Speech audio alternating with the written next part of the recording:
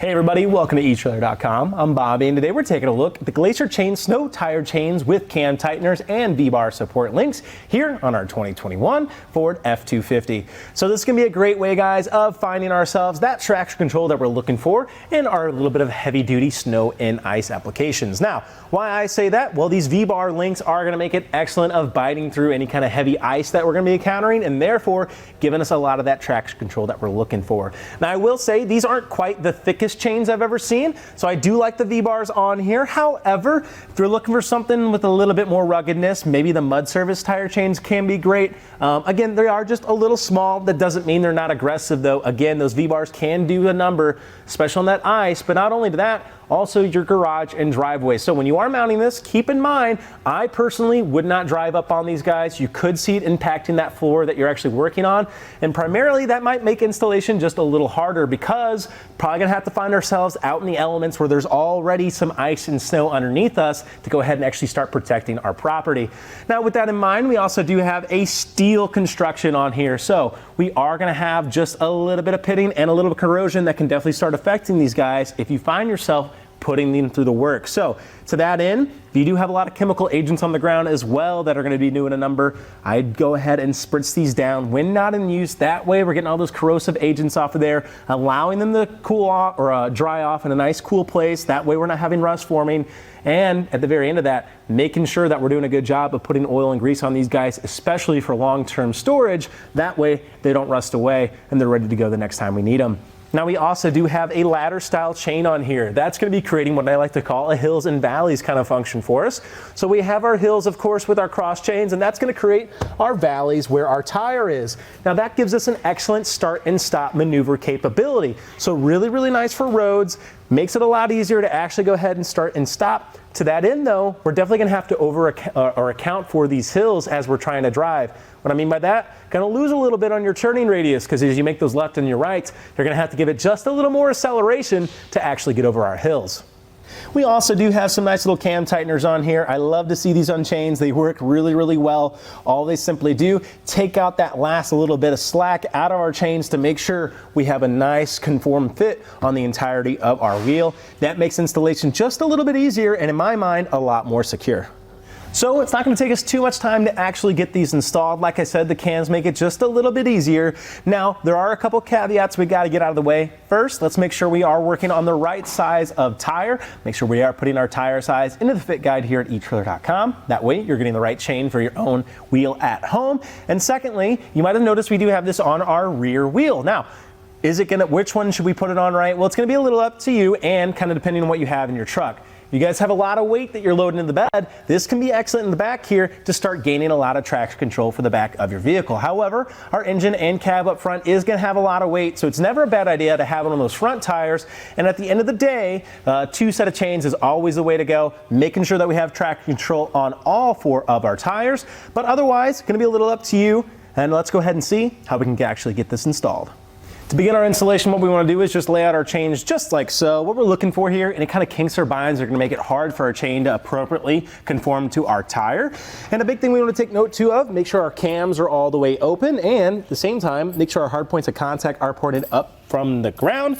Why we're doing that is because we're going to be setting this on our tire. And we want to make sure that this hard point of contact isn't going to be poking into our sidewall here, potentially damaging our tire or puncturing it. That'd definitely be no bueno.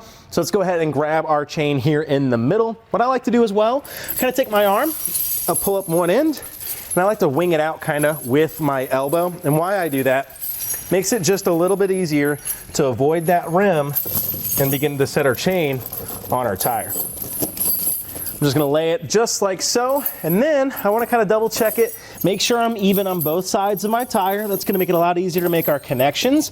And I also really like checking this bottom connection point. So that's looking pretty good. I think I can get just a little bit of shiftment to the left here, or shifting it to the left here. And that's looking good. So now we need to make our front or our rear connection. To do that, we need to find ourselves on the other side of our tire. Let's go ahead and try that together.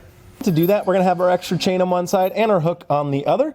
Simply slot it in. I'm gonna go to about the third chain here today. Now, we may need to find ourselves coming back here. You can see I have a lot of extra linkage. However, if I shorten up anymore, my front connection isn't quite working. So I'm gonna go to the fourth one here today, just because that's kind of the middle ground that we might need to go ahead and shorten it up and make sure we're not having it too loose here in the back. And now we need to make our front connection. Now later on, we may come back here. We might have to do a little bit of adjustment, either up or down on this extra chain, but later on, we definitely want to come back and snip this extra one once we've confirmed the fit on our tire. That way it doesn't interact with our strut or create a noise complaint. Now that we have our back connection made, we need to make our front connection. To do so, take our extra chain here and slot it in, trying to take out as much slack as we can, and then simply take your cam back. Looks like I'm pretty loose here, so I'm gonna go for one more. Again, a little trial and error can go a long way. Simply slot that in, make sure our hands aren't quite in the way, and try to get this cam lever up into position. So just like so, I have fed my chain back down. Now I need to take my extra little chain here. This little guy is going to hold our cam lever. I found it's pretty helpful to start getting it lined up, pressing in with both of your thumbs to get that cam lever to move down, slotting it into position just like so. Now we definitely still have a little slack to account for. Now we need to grab our cam lever tool and start tightening these up. To do that, it's going to be coming in your bag. Just grab it like so, insert it into your cams, and begin to tighten them up.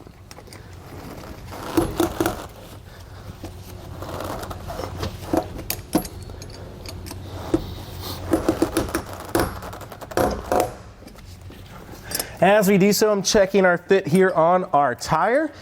And I think I have just maybe a little bit more slack to take out, but as I have it sanding, I took out a lot of my chain right on that front and back connection, and it's already done a really good job with shortening up a lot of that slack. Now I'm gonna try this one, but honestly, I don't know if I'll get it just because of how nice and secure it already is.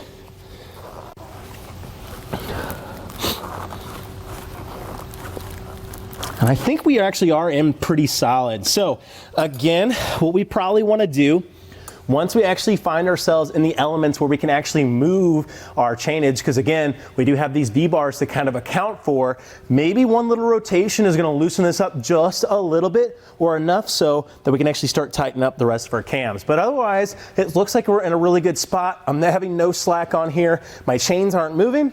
I think we're ready to rock and roll. And one last little thing for our installation, let's go ahead and make sure we come back, and once we've confirmed the fit again on our tire, snipping off these extra chains. That way we don't have it flopping around and getting caught in anything. Overall, I think this chain is excellent. If you do find yourself really needed busting up that ice in the way, the one thing is it can be a little hard to put on in your garage, like I mentioned. At that regards, I might look at something like the Twisted Link. It can be a great middle ground of actually doing a great job of busting through that snow and ice while not being too aggressive on our driveways at home.